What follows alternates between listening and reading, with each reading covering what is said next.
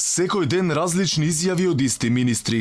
Денеска вице-премиерот за економски прашања Фатмир Битиќи се предомисли па рече дека не етничка припадност, туку професионалноста ќе пресудувала при вработувањата. Во конкурентната економија нема место освен за компетентноста и професионалноста на луѓето. Битиќи претходно тврдеше дека ќе имало дебата за овие прашања, кои јасно биле пропишани во предизборната програма, од кои не отстапуваат економските министри од албанскиот етнички блок во власта. Секој едно прашање заслужува одговор, но заедничкото решение ќе го најдеме на масата во влада.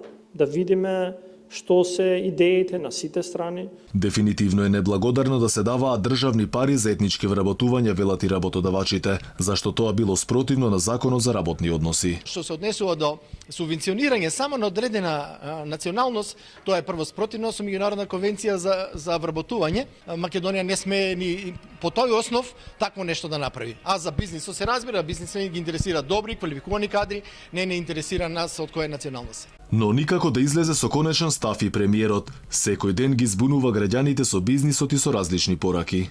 Нема таков газда на фирма или менаџер на фирма кој што вработува по етнички основ, вработува по квалификуваност. И тука нема дилема. Значи неуставно. Нема таков дел во владата.